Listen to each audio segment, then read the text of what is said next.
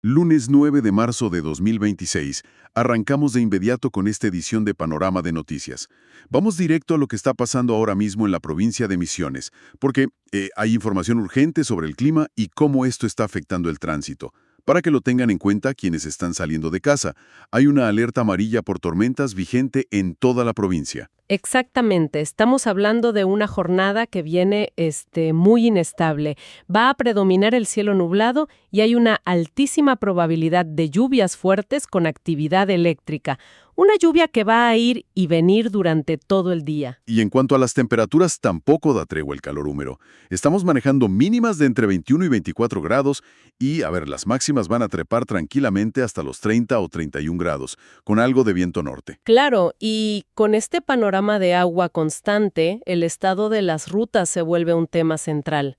La buena noticia, al menos por ahora, es que la circulación está habilitada en toda la provincia. Sí, hablamos de las rutas nacionales 12, 14, 101 y 105. Pero, y esto es un pero gigante, hay que transitar con muchísimo cuidado porque tenemos varios frentes de obras abiertos en simultáneo. Totalmente. Quienes vayan a agarrar la Ruta Nacional 14, presten mucha atención, porque entre Leandro N. Alem y Oberá hay cuadrillas trabajando. Están con la limpieza debajo de las barandas metálicas. Y un poco más al norte también. En el tramo que va de San Pedro a Gramado están con maquinaria pesada, reacondicionando todas las banquinas. O sea, hay gente trabajando a centímetros de donde pasan los autos. A esto súmale la Ruta 105. Ahí siguen a fondo con la obra de la autovía, interviniendo directamente las banquinas y las estructuras laterales. Hay que bajar la velocidad sí o sí y respetar los carteles, no queda otra. Y para la gente que se mueve por Posadas, atención con la Ruta Nacional 12 en la travesía urbana. Hay reducción de calzada cerca del CEPARD y del Hospital Baliña. Están instalando unos caños gigantes a los costados, así que prepárense para demoras importantes en esa zona. Con la lluvia y todas estas obras, repasemos lo básico pero fundamental para el volante hoy. Bajen la velocidad mucho más de lo normal y dupliquen la distancia de frenado. En asfalto mojado el auto tarda muchísimo más en responder. Las luces bajas siempre encendidas, incluso de día. Y, por favor, nada de volantazos ni frenadas bruscas. Exacto. Cerramos este repaso local con un dato clave para la organización del día en Misiones. El gobierno provincial decidió trasladar para hoy, lunes, el asueto administrativo por el Día Internacional de la Mujer. Sí, una medida que aplica a todas las mujeres que trabajan en la Administración Pública Central, organismos descentralizados, y a la que también se adhirió el ámbito escolar. El objetivo de esta disposición es facilitar que puedan participar de las actividades por el 8M. De hecho, en Posadas, la movilización principal arranca a las 4:30 de la tarde. La marcha lleva la consigna por la vida digna contra la crueldad organizada. Empieza a esa hora y termina con un acto central en la Plaza 9 de Julio. Y es muy interesante cómo este asueto local en Misiones conecta directamente con un escenario nacional que hoy está al rojo vivo. A nivel país, la jornada del 8M está marcada por un paro nacional. Un paro con movilizaciones y asambleas en todas las provincias. Y no es un detalle menor que esto caiga un lunes laborable.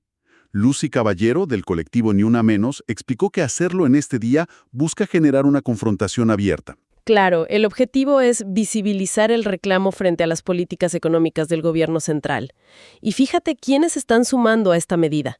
Tenés al bloque sindical feminista que agrupa a las dos CTA y a la UTEP. Además de gremios de muchísimo peso. CETERA, por el lado de la docencia, que suma a su reclamo el rechazo a la reforma laboral y al desfinanciamiento educativo.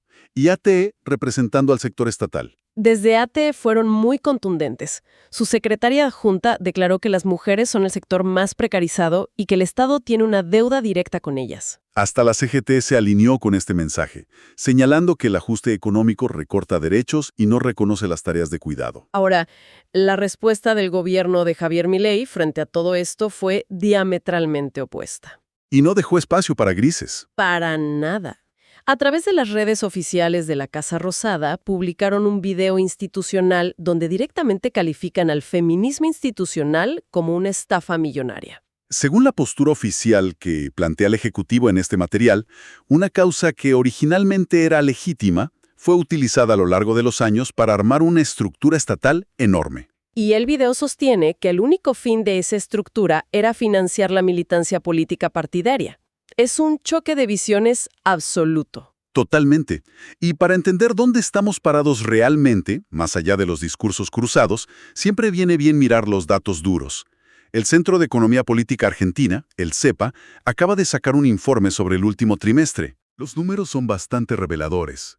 Para ponerlo en perspectiva, la participación laboral de las mujeres es casi 20 puntos menor que la de los varones. Y la desocupación también tiene una mayor incidencia en ese sector. Y donde más se nota la diferencia es en el trabajo informal, lo que comúnmente se conoce como el trabajo en negro. Ahí la brecha salarial se dispara de una manera abrumadora. Así es, un hombre en el sector informal gana hasta un 40% más que una mujer haciendo exactamente el mismo tipo de tareas. El dato que resume todo este informe es durísimo. Si miramos al grupo de personas con menores ingresos en todo el país, más del 64% son mujeres. Y estos números macroeconómicos tienen un reflejo directo en el clima social. Una encuesta nacional muy reciente de Suban Córdoba muestra que 6 de cada 10 personas consideran que la desigualdad de género es un problema que se profundizó últimamente. Es una preocupación prioritaria para más del 68% de las mujeres encuestadas, e incluso para más de la mitad de los varones. La encuesta también señala que casi la mitad de las personas consultadas percibe que la violencia machista aumentó durante la actual gestión. Pasando a la economía y el panorama laboral general, tampoco hay mucho margen para el optimismo. Un estudio de la Universidad de Buenos Aires arroja un número que impacta. Desde noviembre de 2023, se pierden en promedio 160 empleos de fábrica por día en Argentina. 160 puestos industriales menos cada 24 horas. Y el peso de la industria en nuestra economía general cayó casi 3 puntos. Y la poca creación de empleo privado que hay está totalmente fragmentada. Si observamos el mapa del país, el único lugar donde crece el empleo formal es en Neuquén y Río Negro. Claro, y eso es 100% gracias al motor hidrocarburífero de Vaca Muerta. En las otras 22 provincias, los números caen. Hay desplomes terribles como el de Santa Cruz, con un 16% menos de empleo registrado, o La Rioja, con una caída del 14%. En medio de este clima de contracción económica, es donde se está dando la pelea por los sueldos del Estado. El gobierno nacional puso sobre la mesa una oferta paritaria. Un 7,5% de aumento. Pero atención, porque es escalonado en 6 tramos de acá a noviembre, arrancando con apenas un 1,3% para este mes. A eso le suman unos bonos fijos que rondan los 20 o 25 mil pesos que se pagan por única vez. Y el resultado de esa oferta dividió las aguas en los gremios. PCN decidió aceptar las condiciones, pero ATI lo rechazó de plano. Rodolfo Aguiar, el titular de ATE, no se guardó nada. Calificó la oferta de miserable e inaceptable. Dijo que directamente condena la indigencia a la mitad de la planta estatal, sobre todo viniendo de meses con los salarios congelados. Y la tensión con los sindicatos no termina en las paritarias. Hay novedades fuertes en el ámbito judicial. El gobierno ya promulgó oficialmente la reforma laboral. Ya es la ley 27.802. Y la respuesta de la CGT fue automática. Presentaron un recurso de amparo en la justicia para frenarla. El argumento de la Central Obrera es que esta ley desprotege el empleo, altera el sistema de paritarias y limita el derecho a huelga. El dato de color, que no es para nada menor, es que este amparo recayó en el juzgado de Enrique Labie Pico. Es el mismo juez que ya había rechazado los amparos contra la Ley Bases en 2023. Así que se perfila un escenario judicial bastante complejo para la CGT. Mientras tanto, en la arena puramente política, las decisiones administrativas empiezan a mostrar cómo se tejen los acuerdos en el Congreso. Fíjate esto, se anunció que la Nación le va a duplicar el envío de fondos a Córdoba para cubrir el déficit de su caja de jubilaciones. Pasan de 5.000 a 10.000 millones de pesos por mes. El timing en la política lo es todo. Esta decisión se hizo pública justo después de que 3 diputados cordobeses no se presentaran a la sesión clave, la sesión donde finalmente se logró avanzar con esa misma reforma laboral de la que hablábamos. Y mientras estas negociaciones de pasillo ocurren, el presidente Milei también habló de su futuro, tanto a corto como a largo plazo. Sí, en una entrevista televisiva, frente a algunos rumores sobre la estabilidad institucional, fue muy tajante. Dijo que no va a permitir que lo derroquen ni se va a dejar amedrentar por la oposición. Y cuando le preguntaron sobre su vida postpresidencial, sorprendió con un plan sumamente específico. Dijo que su idea es retirarse a vivir al campo con sus perros, dedicarse a escribir y dar conferencias por el mundo. De hecho, le puso precio a esa actividad. Calculó que hoy cobraría unos $500,000 por conferencia, aunque admitió que cuando deje el poder, esa cifra probablemente baje a la mitad. De la política local pasamos a un tablero internacional que, la verdad, no da respiro. Este fin de semana vimos un movimiento tectónico en Miami, en la Cumbre Escudo de las Américas organizada por Donald Trump. Logró reunir a 11 mandatarios de la región, todos alineados a la derecha, incluyendo a Javier Milei y a José Antonio Kast de Chile. El objetivo de este bloque es claro: Frenar la influencia de China, militarizar la lucha contra el narcotráfico y, sobre todo, asegurar recursos estratégicos clave, como el litio y el petróleo. Pero la verdadera bomba diplomática que tiró Trump en esa cumbre tuvo que ver con Venezuela. Oficializó el reconocimiento de Estados Unidos a Delcy Rodríguez como la nueva presidenta legítima. Y el contexto de este anuncio parece sacado de un thriller geopolítico. Esto ocurre después de los reportes del 3 de enero, donde fuerzas estadounidenses atacaron Caracas y, según la información disponible, secuestraron a Nicolás Maduro. Es un escenario de intervención sin precedentes en la historia reciente. Las reacciones no se hicieron esperar. Delcy Rodríguez, ya asumiendo el rol, celebró el reconocimiento como un triunfo. Habló de forjar una nueva agenda de cooperación con Washington. Y, por supuesto, en su comunicado institucional omitió cualquier mención al ataque o a la situación de Maduro. Maduro, por su parte, logró filtrar un mensaje a través de las redes sociales de su hijo, pidiéndole a sus seguidores que armen un gobierno comunal desde las bases. La onda expansiva de todo esto en la región fue fortísima. Miguel Díaz-Canel, desde Cuba, criticó duramente la cumbre. Dijo que es un atentado contra la paz y una vuelta a la doctrina Monroe. Esa política histórica de Estados Unidos de considerar a todo el continente americano como su área exclusiva de influencia. Y en México, la presidenta Claudia Sheinbaum decidió tomarse una pausa táctica. Frente a las declaraciones de Trump acusando a México de ser el epicentro de los cárteles, Sheinbaum dijo que va a responder formalmente este lunes, pero con la cabeza fría. Y si lo de América Latina es de una gravedad inmensa, lo que está pasando en Medio Oriente es directamente de escala histórica. Se confirmó la muerte del líder supremo de Irán, el ayatolá Ali Khamenei. Su fallecimiento se dio durante los intensos bombardeos que abrieron esta nueva fase del conflicto. Esto dejó un vacío inmenso en la estructura de poder iraní. Pero la asamblea actuó de manera rapidísima y nombró a su hijo, Mojtaba Khamenei, como la nueva máxima autoridad. Y este cambio de liderazgo ocurre literalmente bajo una lluvia de fuego. Estados Unidos e Israel intensificaron los bombardeos sobre Teherán. Le pegaron de lleno a depósitos de petróleo ubicados dentro de zonas urbanas, creando incendios gigantescos. La respuesta iraní no tardó en llegar. Lanzaron oleadas de drones y misiles. Pero la gravedad acá es que no solo apuntaron contra Israel, sino que ampliaron el mapa de la guerra. Atacaron a los aliados de Washington en el Golfo: Arabia Saudita, los Emiratos Árabes Unidos, Qatar, Bahrein. Aunque los sistemas de defensa interceptaron muchos proyectiles, hubo impactos directos en aeropuertos civiles y ya hay víctimas fatales confirmadas en suelo saudí. La escalada es total, porque en el medio del intercambio de misiles, Israel decidió abrir otro frente más de combate terrestre y aéreo, esta vez en el sur del Líbano y en los suburbios de Beirut, la zona fuerte de Hezbollah. El costo humano está siendo devastador.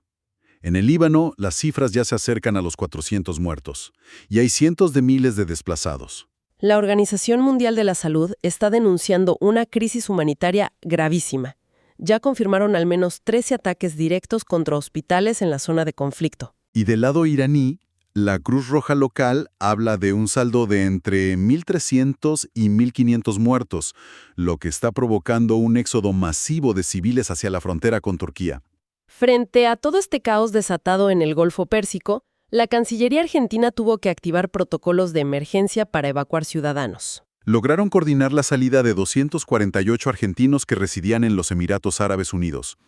Eso representa más o menos el 60% de los compatriotas radicados en ese país. Según la información oficial, están en contacto permanente con los que todavía quedan allá y ya se están armando nuevos vuelos de repatriación urgente. Bueno, para bajar un poco los decibeles de tanta tensión global, repasemos ágilmente la agenda deportiva.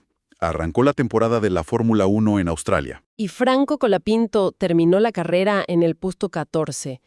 Quizás el número final no asombra desde la estadística, pero lo que sí dejó a todos sin aliento fue la salvada monumental que protagonizó en la largada. Una maniobra de altísimo nivel para esquivar a Lando Norris y evitar un choque que parecía absolutamente inevitable. En el fútbol local, metiéndonos en la Primera Nacional, Almirante Brown cerró a un viejo conocido para reforzar la defensa. Eric Tobo, que ya jugó más de 100 partidos con esa camiseta, vuelve desde Deportivo Riestra. Llega para tapar el hueco que dejó Agustín Dátola por una lesión de largo tiempo y de hecho ya se suma a los entrenamientos hoy mismo. Pero la noticia fuerte del fútbol, sobre todo para los clubes del interior, viene directamente de la AFA. Anunciaron la creación del Torneo Argentino del Interior. Es una especie de resurrección del viejo Federal B. Este nuevo campeonato arranca en abril de 2027. Va a contar con 64 equipos y va a otorgar 6 ascensos directos al Federal A. Lo que realmente cambia el paradigma es que va a ser un torneo semiprofesional. Le van a exigir a cada institución tener al menos 4 jugadores con contrato registrado en AFA. Es un salto económico y de formalidad enorme para las provincias. Y cerramos con excelentes noticias para el deporte en Salta. Por un lado, volvió la leona Valentina Raposo al Club Popeye, la institución donde se formó, después de su exitoso paso por River y el hockey europeo. Ya tuvo su debut y no decepcionó. Clavó un gol en la goleada 7-0 contra Gimnasia y Tiro, sumando rodaje de cara al Mundial de Bélgica y Países Bajos. Por otro lado, los fierreros salteños están de fiesta porque se acaba de confirmar que la 4ª fecha del campeonato del TC2000 este año se corre en su provincia. Si damos un paso atrás y miramos la imagen completa de todo lo que repasamos hoy, es realmente impactante cómo todos los hilos terminan conectados. Estamos viendo en tiempo real cómo se reescriben las reglas del poder global por la fuerza. Desde un nuevo y sangriento mapa de guerra en Medio Oriente que altera la matriz energética mundial, hasta las alianzas estratégicas en nuestra propia región por el control de recursos como el litio. O los cambios forzados de gobierno. Todo ese terremoto geopolítico termina golpeando inevitablemente acá, en nuestra economía local, en la caída del empleo industrial, en las paritarias trabadas, obligando a las sociedades a adaptarse a un mundo que está mutando a una velocidad vertiginosa. Una reconfiguración total. Y para cerrar este recorrido informativo, les dejamos una cita del escritor Sándor Márai que resuena muchísimo en tiempos tan complejos como estos. Hay algo peor que la muerte, peor que el sufrimiento, y es cuando uno pierde el amor propio. Para más información visiten ahoramisiones.com.ar.